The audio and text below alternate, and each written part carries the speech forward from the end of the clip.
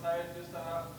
مسئولات زیر کوئٹہ کے حوالے سے تفصیلاً بیان کیے، مختلف ٹرائبس کی زمین اور اس کے آج کل کے حالات پر تفصیل سے روشنی ڈالی. یقیناً ایسی صورتحال سے ہم خود چمن میں دوچار ہیں، یعنی ایسے گاؤں جو پاک افغان بارڈر پہ ہے، جس کا میں نام یہاں پہ ذکر کرنا چاہوں گا، قلعہ جاکبر کے نام سے، قلعہ فیضو کے نام سے، قلعہ محمد حسن کے نام سے، قلعہ جگرشاہ خان کے نام سے، قلعہ صاحب قرارداد سے متعلق آپ نے اسی میں ریکویسٹ میری یہ کہ یہ اس میں ایڈ کیا جانا چاہیے، اس لیے کہ ابھی وہاں پہ لوگوں کو نوٹسز جاری کیے گئے. ابھی یہ جو قلعہ فیضو ہے، حاجی فیضو، یہ 1935 میں اسی زمین پر، اسی جگہ پہ، اسی گاؤں میں رہتے ہوئے حج پہ گئے ہوئے تھے، اور اس وقت کا پاسپورٹ آج بھی ان کے لواحقین کے پاس موجود ہے. تو ابھی اس کو نوٹسز جاری کیے جا رہے ہیں کہ آپ یہاں سے بے دخل ہو، اور اس کی زمینوں کو کچھ اس طرح سے ریکارڈ میں پیش کیا گیا ہے کہ اس کا اعلیٰ مالک سینٹرل گورنمنٹ ظاہر کیا گیا ہے، اور تابع بزگر جو ہے اس کے ان لوگوں کو، ان ٹرائبس کو وہاں پہ ظاہر کیا گیا ہے. تو لہٰذا ہماری بھی یہی ریکویسٹ ہے کہ کوئٹہ کی شاوانی قبائل ہو یا سنزئی قبائل ہو، بازئی قبائل ہو، دورانی قبائل ہو،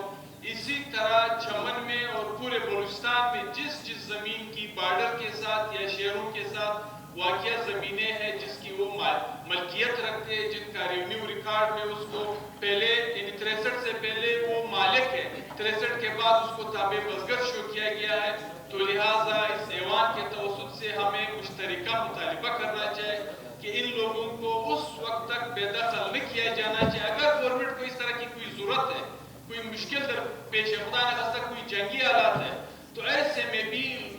لوگوں کو اس کے لیے اپنی جگہ متعین کی جاتی ہے، اس کو الٹرنیٹ زمین دی جاتی ہے جس پہ وہ مکانات تعمیر کر پائیں گے، جہاں پہ وہ رہ سکتے ہوں گے. اگر اس کی چھت نہ ہو، اس کے لیے زمین نہ ہو، اس کے لیے اس کے بدلے میں نہ قیمت ہو، نہ زمین ہو، نہ چھت ہو، تو پھر بتا دیا جائے کہ یہ لوگ رہنے کے لیے پھر کہاں جائیں گے. تو اسی طرح اسی قرارداد سے منسلک اس کو بھی شامل کیا جائے. ان لوگوں کو معاوضہ دیے بغیر،